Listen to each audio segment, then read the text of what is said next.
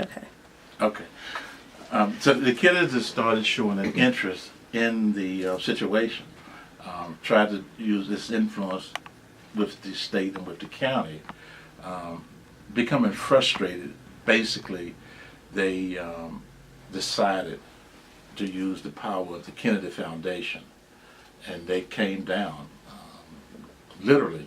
I remember his helicopter landing at the campus there, and decided that the Kennedy Foundation will ensure, either through its own funding or funding that comes in at its request from outside sources, they decided to open what they call the Freedom Schools. And that received, I didn't realize until actually Kathleen Kennedy wrote an article not too long ago pointing this out. College students from around the nation started collecting money, and other organizations started to support their effort to get the schools back open. I believe actually one or two white kids came to what we call the Freedom School.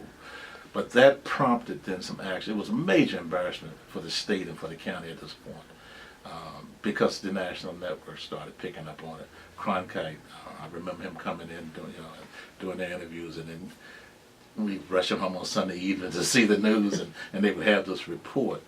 And so pressure started. It did, and then it went back to court. And when there's another phrase that's counters the massive resistance phrase, and that was with the delivery speed. And the county was saying we're going as fast as we can, and the Supreme Court said, no, you're not going fast as you can. Reopen those schools now. And so they did in '64, I believe it was. Interesting. So now you've gone through massive resistance through high school. You graduate, then you go into college. Yes. So let's talk a little bit about your college life. I came back to college in Virginia. It was a small school, Episcopal school called St. Paul's College. I don't know, looking back, I think it was designed to be that way, because I had quite a bit of turmoil, if you will, during that time. I mean, there were things going on when I was at Kittrell in high school, for example.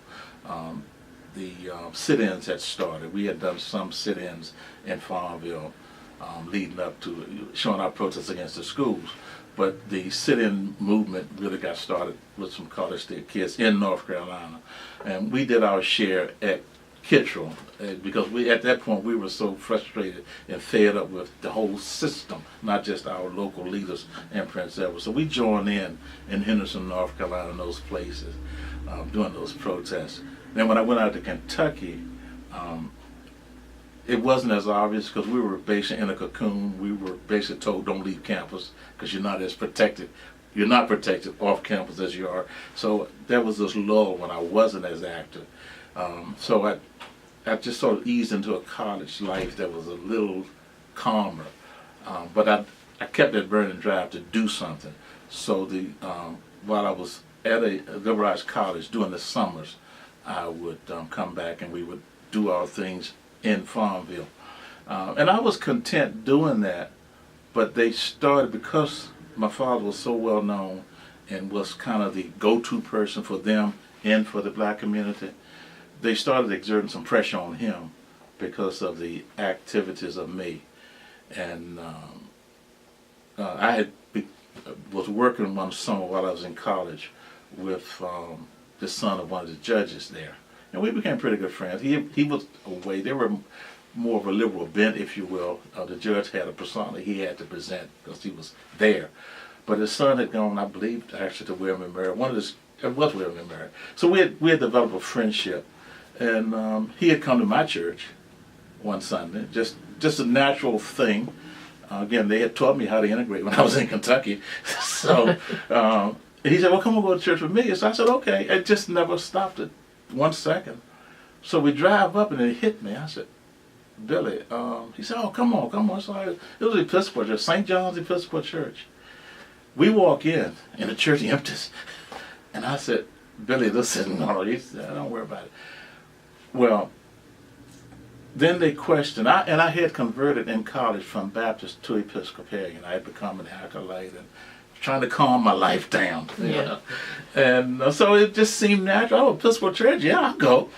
Well, they questioned it, so they made me come for 2 or 3 weeks to the training, the term escapes me now, but basic catechism, learning, and I gave it all back to them because I had learned to become an acolyte and become an Episcopalian. I had to go through those classes anyway, and then they saw that I was bona fide. And I said, listen, it wasn't my attempt to integrate your church. I just simply came to a church. I didn't think the Episcopal faith was segregated, But what really happened was my father curiously started getting letters from local merchants that we're concerned about your account here and this and that. And the bank called him in and said, Reginald, we might have to call this loan back. So I said, Dad, listen, you got to live here. I don't. I'm pulling out. And he said, no, you fight what you got to fight for. I said, no, I'm going. So I took my summer fights, if you will, on the road. And that's when I started with the Freedom Riders and the other things, voter registration and so forth. I was teamed with the daughter of the music director at William and Mary and her friend. So we would drive through other parts of Virginia on weekends, registering voters and things and so forth. I did that for a couple of summers, and then the big summer, I'm probably losing sight of the actual date, but one was the summer of the march on Washington. We were down in Mississippi. Was that the what they call Freedom Summer? The Freedom Summer, yes. With the big effort there, Mm-hmm. we were joining other college students. Freedom riding the buses for freedom. Where did you pick the bus up? Where did you? At several strategic stops, I would go to Richmond, and they would pick me up. The kids from like William and Mary and the Norfolk. It was called the Norfolk Division of William and Mary. Then I think now it's Old Dominion College. But so kids from I connected with Old Dominion, what now is Old Dominion University, or the then Norfolk Division of William and Mary, and the kids from William and Mary. We would either meet there, or they would come through and sort of get me at the bus station. Or they'd come to the house. A couple of times they actually picked me up at my house. So what was it like on this bus as you get closer to Mississippi? At that point, there wasn't fear, because at Kittrell I had faced some KKK people already. We had learned how to, look in the mirror and dodge the stuff being thrown at us. I had felt the sting of the fire hose, of the power of the fire hose.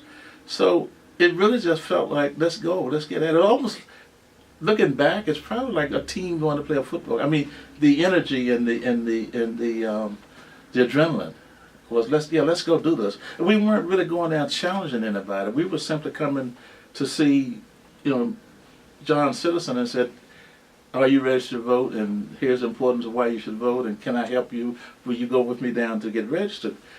Our focus was there. Now, there was the enemy looking at us doing it, but we weren't going after them. And so now, I'm human, so I probably did have some fear, but we didn't sit. I don't recall sitting there saying, oh boy. I know my mother was, scared out of her wits. Because we didn't have cell phones, and it would take days to find out where I was, and so forth, But it was exciting because of the bond, because it was a true integrated society environment. Kids, we just never thought about it, even to say we're not thinking about it. I mean, it's just this is John and this is Ralph, and now when we had to get refreshed or stop, it was obvious. We would, off one bus I was on, the white kids absolutely refused to eat anywhere where we could not eat. Most of the time it was understood. You just get me a ham sandwich, or we'd go around the back and get ours and come back home. So even within that environment, we were facing it. But we accepted it because that's the way it would have been back home anyway. We knew to go to the black place to get chicken sandwiches or ham sandwich, whatever. So that was just things. We were probably teaching them some things, some facts of life, because they would say, "Oh, come on, you can go in Newburgh." I said, "No, I can't go in there. Where you get this for me, kind of thing." So we're always on guard, if you will. So you said you had some protests where you had fire hoses, and were you ever arrested? Where were these protests taking place? Well, we'd had a few in Farmville, but I strategically avoided getting arrested there, and I didn't participate actively in Farmville. Mine were in North Carolina. Arrested, not let people misunderstand the word. By definition, we were arrested, but basically taken to a holding tank at a jail, and then the NACP or other lawyers, organizations would, organizations with lawyers or legal teams would come in and get us out. The charges were either always dropped or were misdemeanor, loitering charges and things like that. I think I spent overnight one time at a cell in, I believe it was actually Georgia. Mississippi wasn't that bad. My big memories of Mississippi was the heat and some of the people I met. I mean, I didn't meet the Mississippi burning type crowds. I'm sure they were there following us sometimes, because there were some nights we were on the road and out on this country road, and we would be in a van or something, and all of a sudden these headlights would be behind us, and we would just hunker down. They wouldn't do anything to us, just the intimidation, or they try to force you off the road. But the leaders were very good. They told us. I mean, you basically were taught how to remain peaceful. Like the fetal position, or if the water hose comes and those kind of things. So what did they tell? What did they tell you to do with the water hose? Basically, it is very, very powerful. At best, if you get the chance, turn your back or try to get under it, because taking it full